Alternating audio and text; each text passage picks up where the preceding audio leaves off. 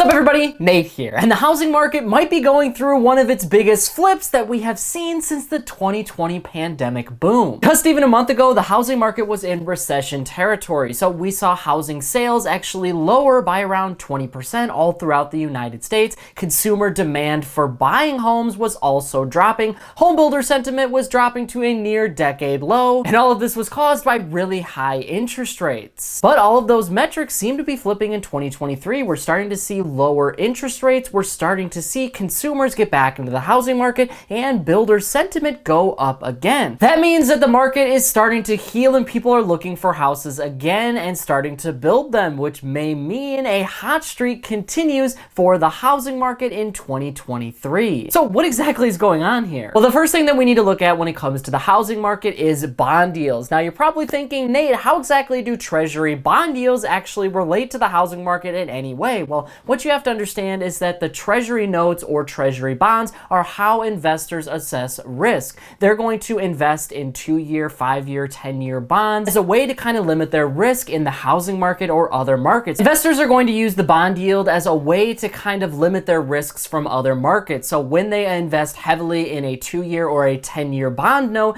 that means that they're betting on the future or the short-term future of the United States and a particular market. So when we have particular bond yields actually invert, that means that we could see a potential spike or a potential drop in certain industries. Basically, we've seen the 10-year bond yield invert for treasury notes. So that means that investors are now kind of hoping that mortgage interest rates are going to start dropping all throughout the country. Same thing can be said for the 1-year and the 3-year. They have both sort of inverted to their highest levels since September of last year, which historically has correlated with interest rates for mortgages also going down. Now, like I said, this is sort of investor expectations, right? They're kind of looking at the yield curve as a way to protect themselves against risk and to predict what might be happening in the United States economy. This means that they predict that the Federal Reserve is also going to pivot on its monetary policy. The Federal Reserve has been raising its interest rates and has done so all throughout 2022 and probably is going to raise them even higher in 2023. But based on a lot of the factors that the Fed has been looking at, like consumer spending, employment, and inflation itself,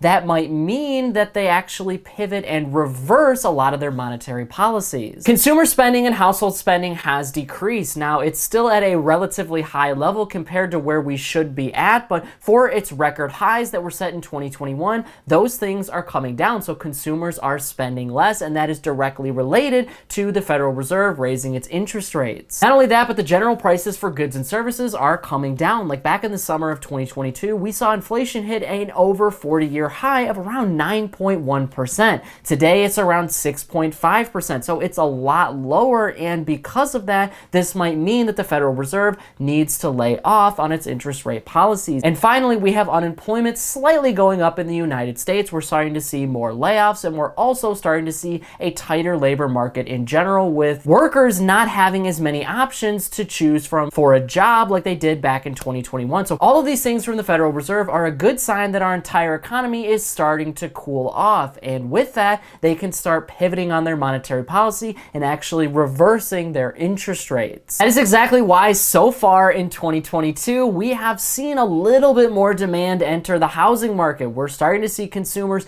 go after mortgages because mortgage interest rates have gone down. Your mortgage companies and your financial institutions are taking that risk with their interest rate and assessing that inflation might be going down, so it's time to lower their interest rates as well. And if they don't have to borrow at such a high rate from the Federal Reserve, then that means that you are going to get a better rate on your mortgage as well. Lower mortgage interest rates for the entire country means more buyers can enter the market, and that is what we have seen over the last few weeks. More importantly, though, it means that there's going to be a lot more incentive and a lot more demand. But one of the big problems that the housing market is facing is that we're still in a seller's market because, well, there just is not enough homes on the market in order to meet that buyer demand. There are some areas in the country where the housing market has stayed hot and pretty much has never cooled off, but there are other areas where buyers were actually starting to get a little bit more negotiating power. Over the last couple of years, buyers basically had to throw money at a seller and get into a huge bidding war in order to get a house, but that is not the case in 2023. Now, buyers have a little bit more negotiating power because there just isn't isn't enough buyers on the market. So any seller that wants to sell their home has to kind of work with the buyer more on price. So there is that negotiating, and when you have that negotiating, it typically goes in favor of the buyer. So that is why we have seen prices go down throughout the country. But if we start to raise up supply a little bit more, then now you have more homes on the market and you have buyers that are going to go to different homes. Now, depending on the rate that they actually build homes, that could mean that we have more homes on the market, but chances are they're not going to build them fast enough, so we're going to have a supply of homes and not enough buyers again. Now, this is all under the assumption that the Federal Reserve is going to lower its benchmark interest rates in the future. And to be honest with you, it's not a matter of if, but when the Federal Reserve does this.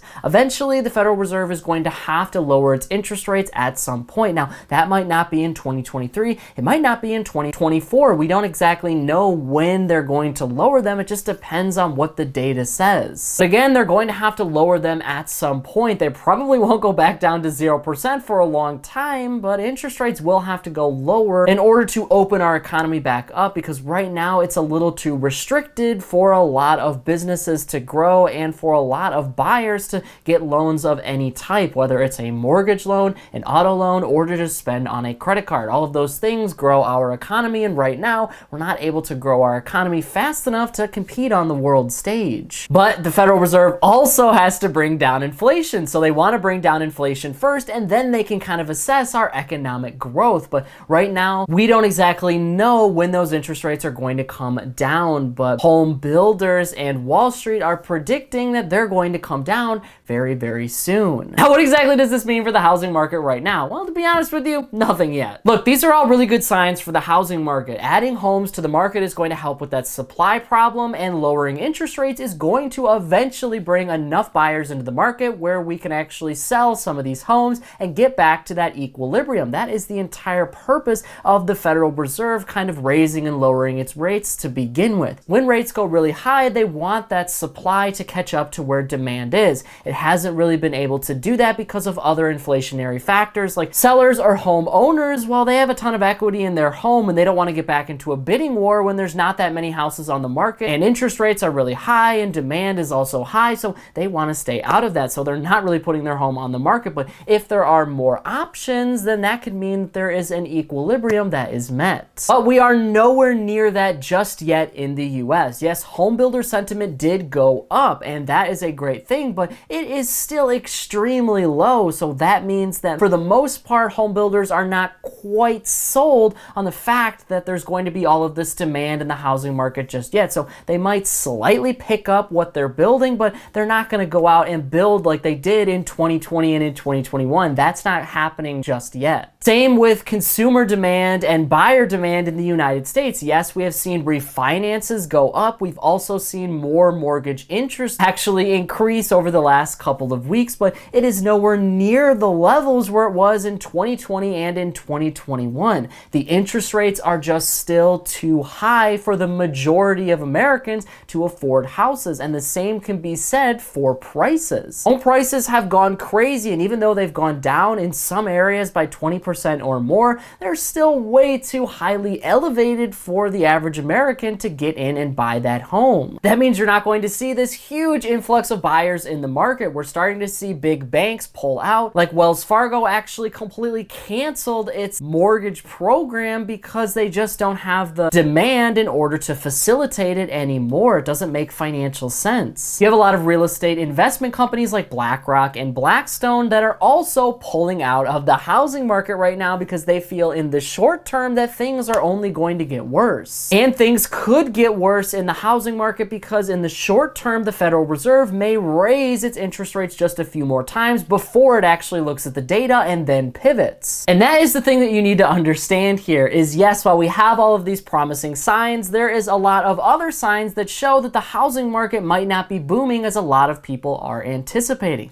That is why you need to kind of stay up on all of the financial news and all of the financial education that you can, so that way you can make the best decision with your money, especially when it comes to buying a home. I don't have a crystal ball in front of me. I can't tell you exactly what the Federal Reserve is going to do next, and to be honest with you, it's completely irrelevant. Whether the Federal Reserve raises interest rates or lowers them, you need to make sure that your finances are in the best position possible, and that means means kind of financially educating yourself and staying up with all of the business and financial news that you can. Buying a home should not be left to whether the Federal Reserve or whether interest rates for the day are really low or really high. I mean, yes, that can be sort of the cherry on top, but at the end of the day, you need to make sure that you have the finances and the money available in order to actually afford this home on your own before you kind of worry about external factors like the Federal Reserve, because those factors are always changing. But the one thing that doesn't change is your financial plan. So you want to be able to afford this house, and you want to be able to make your own financial decisions regardless of these external factors, because again, nobody knows what's going to happen next. And whether we see a housing market boom or bust in the future doesn't really matter. What does really matter is that you and your finances are prepared in order to seize any and all opportunities that you want. Well, that is it for today's business and financial news breakdown. Thank you so much for watching. If you want to stay up to date with all the top business and financial news from around the country, our team puts together a free daily newsletter, and you can subscribe to it by clicking the link in this corner right here. And if you want to stay up to date with me and everything else happening in the business and financial world, I'm putting out updates 7 days a week over here on this channel, and I've actually got another one ready for you right here, so be sure to check that out before you go. That is it for me, everybody. Be kind out there, and I'll see you all in the next one.